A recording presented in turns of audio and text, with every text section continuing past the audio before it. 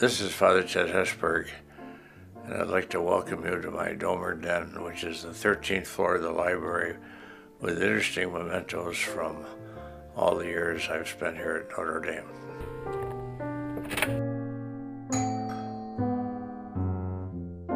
I spent a whole summer in China when the country first opened up. In fact, before it opened up. We tend to be open as educators, and they were happy to have me, and I was happy to be there. So as a kind of remembrance, they gave me this beautiful urn, a Chinese thing, and it's priceless, and it's a reminder to me of my love for the Chinese people and that wonderful summer I spent there. I've been there many times since.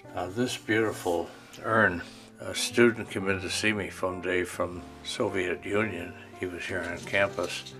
He was a big athletic fellow, and he came in crying like a child, and I said, "What's up?" And he said, "My mother is dying.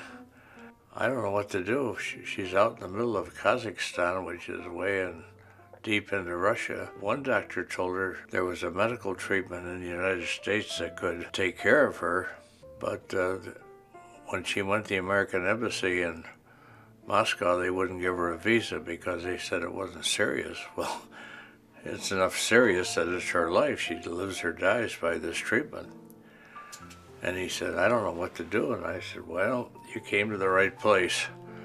Luckily, I happen to know the new ambassador to Russia. So I just called him up in Moscow and got him on the phone right away. And I said, I got a serious problem with one of our Russian students. I explained it. Can you do something about it?" Well, he was a tough Texan. He said, "I can not only do something about it," he said, "but it'll be done. So tell your student he can expect to see his mother show up one of these days." So she came, and she had the treatment. She spent 10 days in the hospital after the treatment. And you know what? She got better. When it was all over, she sent me this Russian urn. It's a remembrance of that Russian student and his mother and her being faced with death and coming to life again, thanks to a good Texan who was ambassador to Moscow at the time. My name is Melanie Chaplow, and I've been with Father Ted for 25 years. There's never a dull moment up here. You know, you just never know. Sometimes you never know what's coming through the door. This is the Medal of Freedom they got from President Johnson, the Latari Medal. I think it was in 1987. The Gerald R. Ford Award. And of course, here's the Olympic torch that he carried in 2002. This is a Congressional Gold Medal that he received from President Clinton.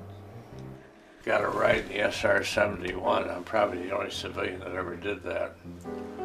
In fact, most of the Air Force generals that come in to see me, because of the ROTC, they make annual visitations. I always show them that, and I say, or I didn't show them before I show them, I say, "General, I hate to tell you, but I've flown faster than you have."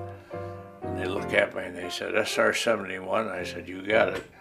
They said, "We haven't been able to fly in that plane. How'd you do it?" I said, "I did a big favor for one of the presidents." He said, "What can I do for you?" And I said, "I want to ride the SR-71. He said, "We don't even let civilians see that airplane. It's a secret plane." And I said, "Mr. President, may I say that you're Commander-in-Chief of the Armed Forces, and you call up that four-star Air Force general. I just don't think he's going to argue with you."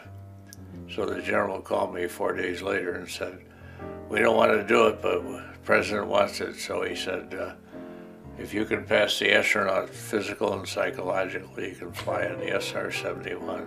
But you got to pass the same qualification as astronauts to do it."